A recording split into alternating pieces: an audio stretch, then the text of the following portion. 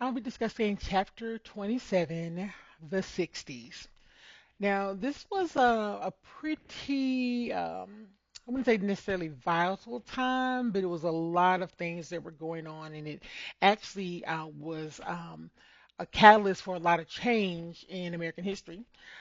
There was a lot of things that was happening politically, culturally, socially, and this would have started with JFK, John F. Kennedy's election in 1960. It was a time of energy and promise of progress. He had a vision for stimulating the economy, doing more things in space, social reform.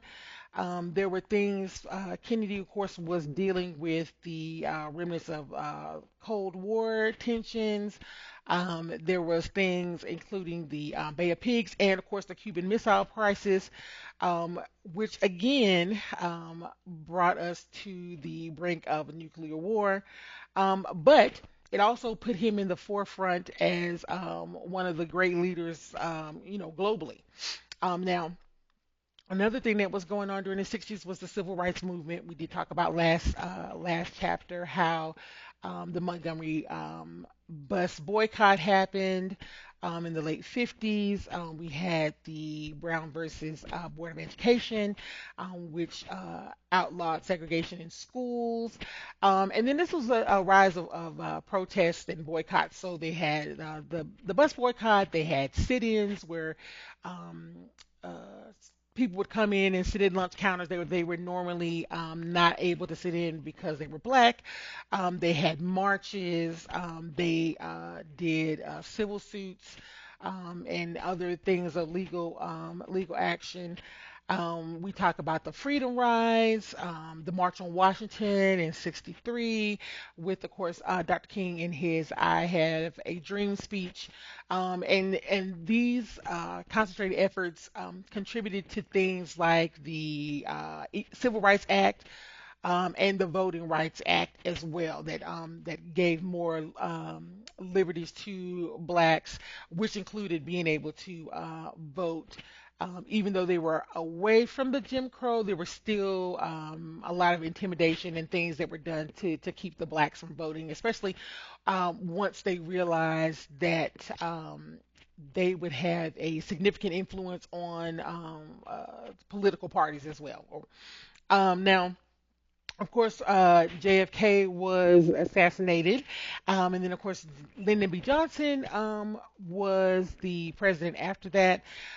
He actually had an agenda to basically counteract poverty.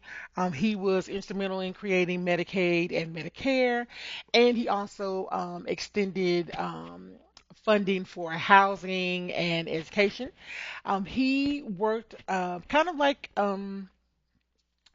piggybacking off of JFK. He was working to end poverty, racial injustice, but then, of course, the attention was removed because there was the Vietnam War that was going on at this time as well. Now that the Vietnam War was a huge thing in the 60s.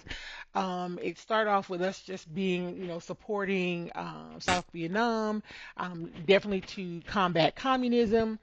But then there was, excuse me, but it became a massive military conflict. So there were, we talk about this in the next chapter as well too, but people were exposed to what was really going on because of television, because of reporters that were actually on the scene as well. Um, this was also a time of sex, drugs, and rock and roll. The music was branching out, and it was becoming a huge global thing. It was about promoting peace and love and personal freedom, and it was the hippie lifestyle where they didn't cut their hair and they just kind of communed with nature. It was also women's liberation, extension of LGBTQ, wanting more rights, even Hispanic and Latino activism. And this was a time where the environmentalists were starting to really start speaking out about climates and saving the rainforest and things like that. Just really looking for, again, equality and justice for all. Now, there was a lot of things going on politically, with the assassination of Martin Luther King, and then, of course, we had JFK, and then, of course, even Robert Kennedy, who initially was trying to run for office before, and he was killed shortly thereafter that. And that included caused riots in different cities, and violence, which of course separated the country again. So it's kind of the same motif that we talk about. We're still asking for civil rights, equality, women's liberation from the conservative traditional, LGBTQ, saving the environment. Um, there were a lot of people, JFK, of course, and Lyndon B. Johnson, that really was trying um, to kind of even out the playing field, for lack of a better word. But there were so many other things that were going against that, especially, of course, with the Vietnam War and the movement that went beyond that as well, the hippie movement as well. So we are still, as of chapter 27, um, trying to get America united. Um, there's new hope because of the Civil Rights Act, because of blacks being able to have more access. And people, non people of color, supporting that and fighting for that as well.